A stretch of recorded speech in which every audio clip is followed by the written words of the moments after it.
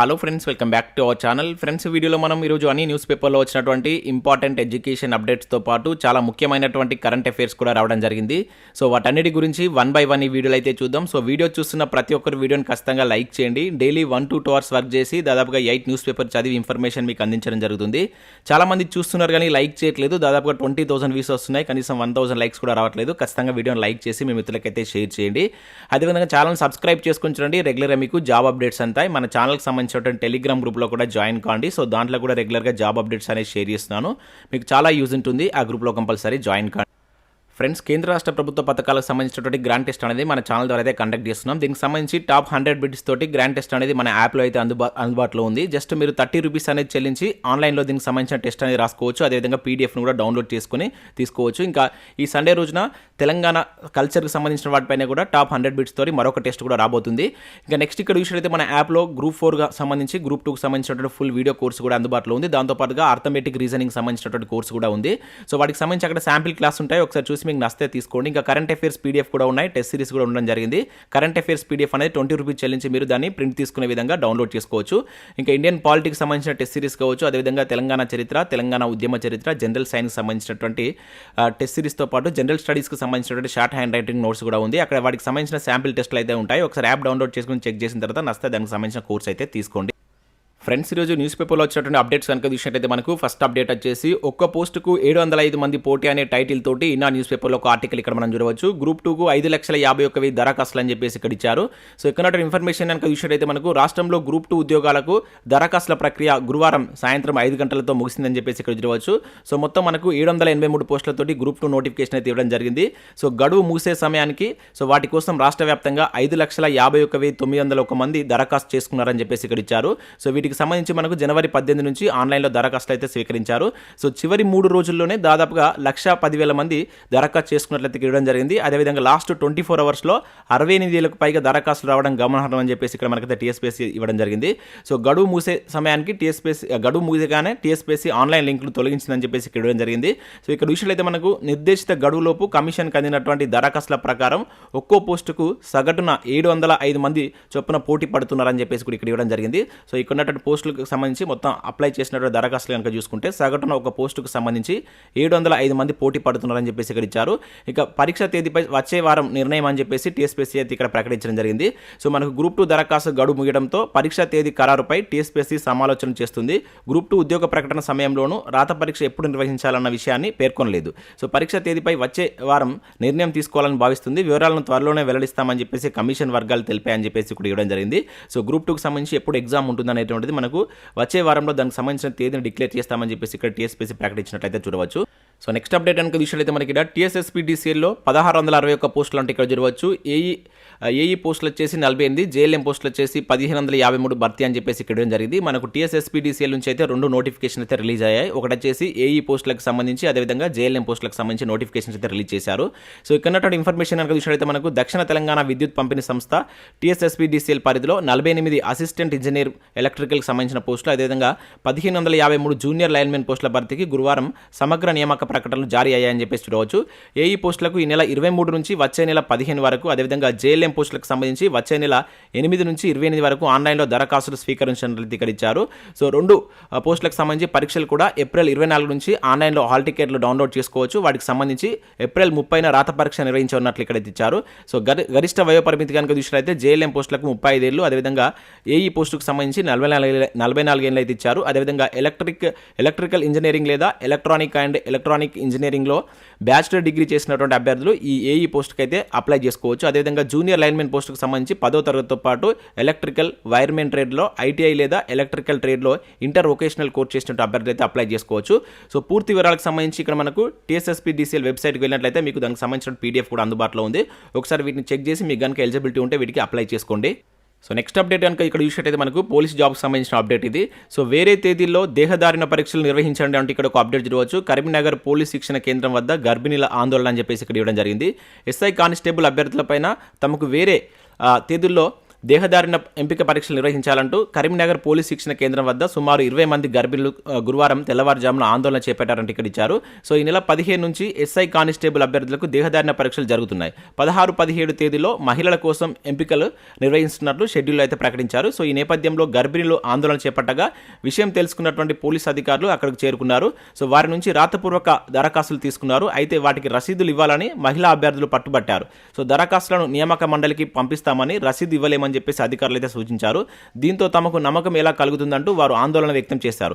So గర్భిణుల కోసం ఇప్పటికే police నియామక మండలి పలు సూచనలతో ఆదేశాలు జారీ చేసిందని, సో ఇక్కడ ఆందోళన చేస్తే కేసులు నమోదయ్యే అవకాశం ఉందని, నియామక సమయంలో ఇబ్బందులు ఎదుర్కోవాల్సి వస్తుందంటూ అధికారులు సూచించడంతో వారు ఆందోళన విరమించారని చెప్పేసి ఇక్కడ తీయడం జరిగింది. సో మనకు రీసెంట్గా మళ్ళీ కొంతమంది సెలెక్ట్ అయ్యారు కదా 7 మార్కులు కలపడంతో వాళ్ళలో ఉన్నటువంటి వ్యక్తులు ఎవరైతే గర్భిణులు ఉంటారో సో వాళ్ళకు కూడా మళ్ళీ ప్రత్యేక తేదీలు కేటాయించాలని చెప్పేసి నిన్న కరీంనగర్ ఈవెంట్స్ కండక్ట్ చేసేటువంటి గ్రౌండ్ ముందర ఆందోళన చేపట్టినట్టుగా ఇక్కడ ఒక అప్డేట్ అయితే మనం చూడవచ్చు. సో నెక్స్ట్ విషయం అయితే ఇక్కడ మనకు పోలీస్ ఫిజికల్ టెస్ట్లకు 903 మంది హాజరంటే ఇక్కడ చూడవచ్చు. సో ఇది వచ్చేసి మనం కరీంనగర్ జిల్లాకు సంబంధించి.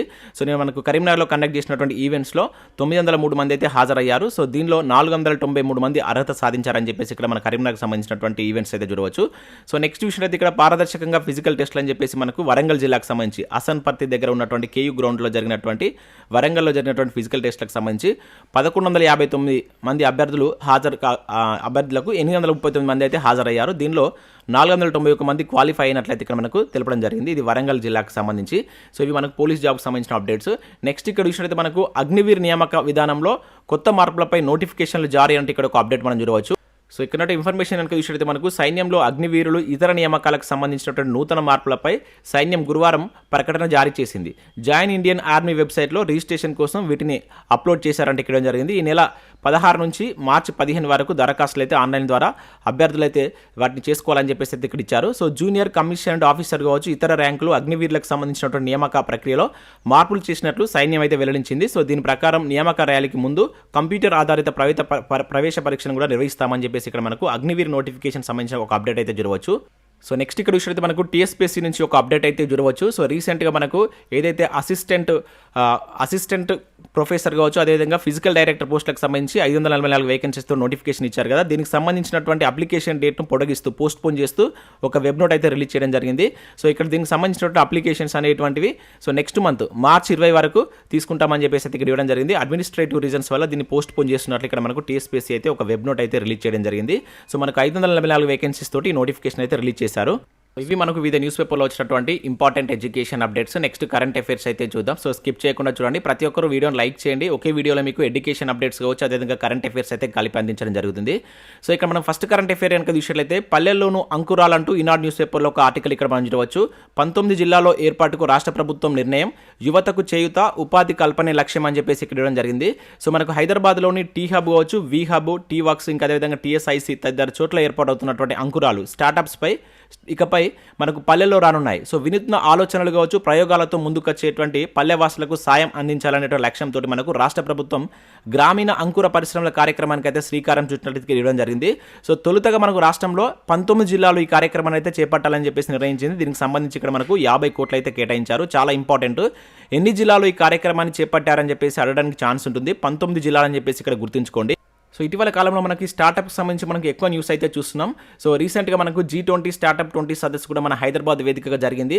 సో అదే కాకుండా నిన్న కూడా మనం చూసాం ఇది జెట్ ప్యాక్ దుస్తులకు సంబంధించి మనకు బెంగళూరుకు సంబంధించినటువంటి అబ్సల్యూట్ కంపోజిట్ ప్రైవేట్ లిమిటెడ్ అనేటువంటి స్టార్టప్ కూడా దాన్ని తయారు చేసినట్టు నిన్న దాంట్లో కూడా చూడడం జరిగింది. సో వీటన్నిటిని ఒక దగ్గర లింక్ చేసుకున్నట్లయితే మీకు ఈజీగా గుర్తుంటుంది. ఎందుకంటే ఈ స్టార్టప్కి సంబంధించిన అంశాలు ఇటీవల కాలంలో మనం ఎక్కువగా వార్తల్లో చూస్తున్నాం కనుక వీటన్నిటిని ఒక దగ్గర లింక్ చేసుకోండి. మీరు చదివేటప్పుడు ఈజీగా మీకు గుర్తుండేటువంటి అవకాశం అయితే ఉంటుంది. సో నెక్స్ట్ విషయం అయితే ఇక్కడ మనకు డాక్టర్ దాసరి ప్రసాదరావుకు జీవిత సౌఫల్య పురస్కారం అని చెప్పేసి ఇవ్వడం జరిగింది. సో మీరు పురస్కారాలకు సంబంధించి కూడా ఒకటే దగ్గరగా రాసుకోండి. సో అటువంటి మీకు ఈజీగా గుర్తుండేటువంటి ఛాన్స్ ఉంటుంది. అయితే చాలామంది అభ్యర్థులు మనం ఇచ్చేటువంటి ఈ పేపర్లో వచ్చేటువంటి కరెంట్ అఫైర్స్ సరిపోతాయా సార్ ఇవి అని చెప్పేసి అడుగుతున్నారు. ఇవి మనకు న్యూస్ పేపర్లో వచ్చేటువంటి కరెంట్ అఫైర్స్ మాత్రమే మనం కవర్ చేస్తున్నాం. ఇవి కాకుండా ఇంకా మనకు కొన్ని వెబ్సైట్స్ కావచ్చు ఇంకా అంతర్జాతీయ ఒప్పందాలకు సంబంధించినటువంటి కరెంట్ అఫైర్స్ కూడా ఉంటాయి. సో వాటిని కూడా చూసుకోవాల్సి అయితే ఉంటుంది. మనకి ఇటీవల కాలంలో TSPSC కరెంట్ అఫైర్స్ అనేటువంటి చాలా హార్డ్గా ఇస్తుంది. అంటే మనం ఎన్ని చదివినా కూడా సో మనం చదివేటువంటి కవర్ కావట్లేదు. అయినప్పటికీ వీటితో పాటుగా మీరు ఇంకా కొన్ని వెబ్సైట్లను కూడా ఫాలో కావాల్సి అయితే ఉంటుంది. మొత్తం కంప్లీట్గా దీంట్లోకి వెళ్ళి వస్తాయని చెప్పేసి అయితే అనుకోకండి. చాలామంది దీనికి సంబంధించిన డౌట్ అయితే అడుగుతున్నారు. సో ఇక్కడ దీనికి సంబంధించి మనం చూసినట్లయితే ఇక్కడ మనకు ప్రముఖ వైద్యుడు, అదేవిధంగా గుండె శాస్త్ర నిపుణుడు కావచ్చు, నిమ్స్ మాజీ డైరెక్టర్ పద్మశ్రీ డాక్టర్ దాసరి ప్రసాదరావుకు జీవిత సౌఫల్య పురస్కారం అయితే అందుకున్నారు. సో మనకు కోయంబత్తూరులో గురువారం జరిగినటువంటి హార్ట్ సర్జన్ ఆఫ్ ఇండియా 69వ వార్షికోత్సవంలో ఆయన దీన్ని అయితే స్వీకరించినట్లు ఇక్కడ జరిగింది. గుండె, ఊపిరితిత్తులు, కాలేయ వ్యాధుల శాస్త్రచికిత్సలో ఉత్తమ సేవలు అందించినందుకు గాను మనకు ఈ Indian association of cardiovascular surgeon ఈ పురస్కారాన్ని అయితే ప్రకటించినట్టు ఇవ్వడం జరిగింది. సో దేశంలోని వివిధ ప్రాంతాల నుంచి 1000 మందికి పైగా సో దీనికైతే పాల్గొన్నట్టు ఇవ్వడం జరిగింది. ముఖ్య అతిథిగా హాజరైనటువంటి తమిళనాడు ఆరోగ్య శాఖ మంత్రి సుబ్రహ్మణ్యం సో ఈ అవార్డు ఇక్కడ ప్రదానం చేసినట్లయితే మనం గుర్తుంచుకోవాల్సి ఉంటుంది. ముఖ్యంగా మీరు ఇక్కడ అవార్డు నేమ్ గుర్తుంచుకోండి, ఇది ఎవరికి వచ్చింది అనేటువంటిది గుర్తుంచుకోండి, సరిపోతుంది మనకు అవార్డుకి సంబంధించి. సో నెక్స్ట్ విషయం అయితే ఇక్కడ మనకు ఆసియా ప్రెసిడెంట్ కప్ విజేత భారత్ అంటే ఇంపార్టెంట్ కరెంట్ అఫేర్ ఇక్కడ మనం చూడవచ్చు. సో భారత మహిళల హ్యాండ్బాల్ జట్టు చరిత్ర సృష్టించింది. సో జోర్డాన్లో జరిగినటువంటి, అంటే ఇక్కడ గుర్తుంచుకోండి, జోర్డాన్ వేదిక అనేది చాలా ఇంపార్టెంట్, జరిగినటువంటి ఆసియా ప్రెసిడెంట్ కప్ను భారత్ మొట్టమొదటిసారిగా అయితే సొంతం చేసుకుంది. సో దీనికి సంబంధించి మనకు 12 పాయింట్లతోటి భారత్ అగ్రస్థానంలో ఉంది. తర్వాత నెక్స్ట్ 8 పాయింట్లతో మనకు జోర్డాన్ రెండో స్థానంలో ఉన్నట్టు ఇక్కడ మనం గుర్తుంచుకోవాల్సి అయితే ఉంటుంది. సో దీనిలో మనకు అత్యంత విలువైనటువంటి ప్లేయర్గా నిధి శర్మ, ఉత్తమ గోల్ కీపర్గా దీక్షా ఠాకూర్ అయితే నిలిచారని చెప్పేసి గుర్తుంచుకోండి. సో ఇక్కడ మనకి ఇంకొక రకం కూడా క్వశ్చన్ అడగవచ్చు. సో ఎట్లా అంటే అడుగుతారంటే, సో ప్రెసిడెంట్ కప్ అనేటువంటిది ఈ క్రింది ఏ ఆటకు సంబంధించిందని చెప్పేసి కూడా అడుగుతాడు, హ్యాండ్ బాల్ అని చెప్పేసి గుర్తుంచుకోండి. సో ఇక్కడ మనకు గెలిచినటువంటిది కూడా మన భారత మహిళల జట్టు కనుక సో ఈజీగా మీకు గుర్తుండేటువంటి ఛాన్స్ ఉంటుంది. సో ఫస్ట్ టైం మన ఇండియా ఈ కప్ను అయితే గెలుచుకుంది కనుక చాలా ఇంపార్టెంట్ గుర్తుంచుకోండి. సో నెక్స్ట్ ఇక్కడ విషయం అయితే మనకు ఫుట్బాల్ దిగ్గజం బలరాం మృతి అని చెప్పేసి ఇక్కడ మనకు అప్డేట్ తిరగవచ్చు. సో మనకు భారత దిగ్గజ ఫుట్బాల్ ప్లేయర్ అయినటువంటి తులసీదాస్ బలరాం నిన్నైతే చనిపోతూ మనకు వార్తల్లో నిలవడం జరిగింది.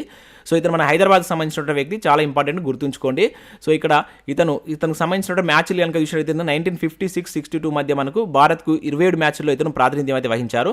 1956-1960 ఒలింపిక్స్లో కూడా ఇతను ఆడినట్లయితే ఇవ్వడం జరిగింది. సో కోచ్ అబ్దుల్ రహీం సారథ్యంలో మనకు జకార్తా ఆసియా క్రీడల్లో స్వర్ణం గెలిచినటువంటి జట్టులో కూడా ఇతను ఒక సభ్యుడు అనమాట. సో చాలా ఇంపార్టెంట్. ఇటీవల చనిపోయినటువంటి తులసి బలరాం అనేటువంటి వ్యక్తి ఏ ఆటకు సంబంధించిన వాడని చెప్పేసి అడగడానికి ఛాన్స్ ఉంటుంది. సో ఫుట్బాల్ అని చెప్పేసి మనం ఇక్కడ గుర్తుంచుకోవాల్సి అయితే ఉంటుంది. సో నెక్స్ట్ విషయం అయితే మనకి ఇక్కడ జల సంరక్షణతోనే సుస్థిర భవిత్యం అని చెప్పేసి ఒక అప్డేట్ ఇక్కడ మనం చూడవచ్చు. సో ఇక్కడ విషయం అయితే మనకు జల్ జన్ అభియాన్ ప్రారంభ కార్యక్రమంలో ప్రధాని మోడీ అని చెప్పేసి ఇక్కడ ఇవ్వడం జరిగింది. సో మనకి ఏంటంటే ఇక్కడ కేంద్ర జలశక్తి మంత్రిత్వ శాఖ కావచ్చు, అదేవిధంగా బ్రహ్మకుమారి సంయుక్తంగా చేపట్టినటువంటి దేశవ్యాప్త ప్రచార కార్యక్రమం ఏదైతే మనకు జల్ జన్ అభియాన్ను మోడీ గారిని అయితే ప్రారంభించడం జరిగింది. సో ఇదేంటంటే మనకు వాటర్కు సంబంధించినటువంటి ప్రాముఖ్యతను తెలియజేస్తూ సో వీటిని అయితే స్టార్ట్ చేయడం జరిగింది. సో ఒక 8 నెలల పాటు ఈ కార్యక్రమం అయితే కొనసాగుతుందని చెప్పేసి ఇక్కడ ఇచ్చారు. సో ఈ సందర్భంగా మనకి ఇది రాజస్థాన్లో ఉన్నటువంటి మౌంట్ అబూలో ఉన్నటువంటి ఈ బ్రహ్మకుమారిస్ ప్రధాన కార్యంలో నిర్వహించినటువంటి సమావేశాన్ని ఉద్దేశించి మనకు నిన్న వీడియో కాన్ఫరెన్స్ ద్వారా మోడీ గారు అయితే ప్రసంగించడం జరిగింది. సో అక్కడ నుంచే దీన్ని స్టార్ట్ చేశారు. ఇంపార్టెంట్ ప్లేస్ గుర్తుంచుకోండి, రాజస్థాన్లో ఉన్నటువంటి మౌంట్ అబూ అని చెప్పేసి. దాంతోపాటు ఇక్కడ ఇంకోటి విషయం అయితే మనకు ఆది మహోత్సవం కూడా ప్రారంభం కావడం జరిగింది నిన్న. సో గిరిజనుల సంస్కృతికి నిలుటద్దంలో పట్టేటువంటి జాతీయ స్థాయి వేడుక మనకి ఆది మహోత్సవం ప్రధాని మోడీ గారు అయితే ప్రారంభించారు. సో ఎక్కడి నుంచి ప్రారంభించారంటే మనకు మేజర్ ధ్యాన్ చంద్ జాతీయ క్రీడా ప్రాంగణం ఎక్కడైతే మనకు ఢిల్లీలో ఉంటుంది ఇది. సో ఈ నెల 27 వరకు ఉత్సవాలు అయితే కొనసాగుతాయి. సో వీటిని నిన్న మనకు మోడీ గారు అయితే ప్రారంభించడం జరిగింది. సో ఆది మహోత్సవం దేనికి సంబంధించి అంటే ఇది గిరిజన సంస్కృతికి సంబంధించినటువంటి ఒక జాతీయ స్థాయి వేడుక అని చెప్పేసి ఇక్కడ మనం గుర్తుంచుకోవాల్సి అయితే ఉంటుంది. సో నెక్స్ట్ కరెంట్ అఫేర్ కనుక విషయం అయితే మనకు యూట్యూబ్ సారథిగా నీల్ మోహన్ అని చెప్పేసి ఇక్కడ ఒక ఇంపార్టెంట్ కరెంట్ అఫేర్ చూడవచ్చు. సో మనకు ప్రపంచంలోనే అతిపెద్ద ఆన్లైన్ వీడియో ప్లాట్ఫామ్ యూట్యూబ్కు కొత్త సారథిగా మనకు భారత సంతతి అమెరికన్ నీల్ మోహన్ అయితే బాధ్యతలు చేపట్టినట్లు ఇక్కడ ఇచ్చారు. సో ప్రస్తుతం సో యూట్యూబ్లోనే అతను చీఫ్ ప్రొడక్ట్ ఆఫీసర్గా అయితే పనిచేస్తున్నారు. సో ప్రస్తుతం మనకు యూట్యూబ్ సీఈఓగా ఇక్కడ సుసాన్ ఒజ్కి అయితే సీఈఓగా ఉన్నారు. సో అతన్ని రిమూవ్ చేసి ఇప్పుడు మనకు భారత సంతతి అమెరికన్కి సంబంధించినటువంటి పర్సన్ అయినటువంటి నీల్ మోహన్ అయితే సీఈఓగా అయితే అపాయింట్ చేయబోతున్నారు. చాలా ఇంపార్టెంట్, మన భారత సంతతి పర్సన్, అది కూడా యూట్యూబ్కి సంబంధించి కనుక. సో మనకు నియామకాలకు సంబంధించినటువంటి దాంట్లో కరెంట్ అఫేర్స్ కోణంలో ఇంపార్టెంట్, దాన్ని అయితే గుర్తుంచుకునే ప్రయత్నం చేయండి. సో నెక్స్ట్ విషయం అయితే మనకు కాలుష్య రహితంగా సింగరేణి థర్మల్ విద్యుత్ కేంద్రం అని చెప్పేసి ఇక్కడ ఒక అప్డేట్ మనం చూడవచ్చు.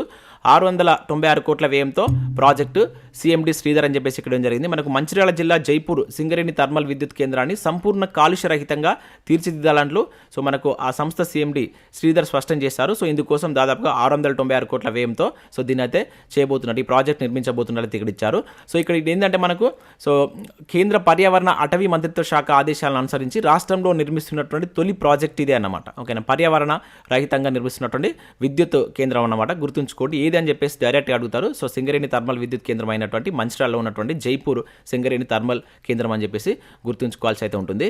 సో నెక్స్ట్ విషయం అయితే మనకు రేపు ఇండియాకు మరో 12 చీతాలని చెప్పేసి ఇక్కడ చూడవచ్చు. సో మనకు సౌత్ ఆఫ్రికా నుంచి మరొక 12 చీతాలను ఇండియాకి అయితే తరలించుకున్నట్లు ఇక్కడ చూడవచ్చు. కేంద్ర పర్యావరణ మంత్రిత్వ శాఖకు సంబంధించినటువంటి భూపేంద్ర యాదవ్ తెలిపారు. సో ఇండియన్ ఎయిర్ ఫోర్స్ మనకు విమానాల ద్వారా వీటిని అయితే ఇక్కడికైతే తరలిస్తారని చెప్పేసి ఇక్కడ ఇవ్వడం జరిగింది. సో టోటల్గా మనకి ఎన్ని వస్తున్నాయంటే 12 అయితే రాబోతున్నాయి. సో దీనిలో మనకు 7 మగ 5 ఆడ చీతలు అయితే ఉండబోతున్నాయి. సో వీటి కోసం మనకు మధ్యప్రదేశ్లో ఉన్నటువంటి కునో నేషనల్ పార్క్లో సో వాటికి సంబంధించి అయితే వదిలిపెట్టబోతున్నారు. సో అంతకుముందు కూడా మనకు నమీబియా నుంచి కూడా చిరుతలను అయితే తీసుకొచ్చారు. నమీబియా నుంచి ఎన్ని చీతాలను తీసుకొచ్చారనేది కింద కామెంట్ చేసేటువంటి ప్రయత్నం చేయండి. సో నెక్స్ట్ ఇక్కడ విషయం అయితే మనకు బ్రెయిలీ లిపిలో కేసీఆర్ జీవిత చరిత్ర అంటే ఇక్కడ చూడవచ్చు. సో బ్రెయిలీ లిపిలో లిఖించినటువంటి కేసీఆర్ జీవిత చరిత్ర పుస్తకాన్ని ఆవిష్కరిస్తున్నటువంటి మంత్రి కేటీఆర్ అంటే ఇక్కడ మనం చిత్రంలో చూడవచ్చు.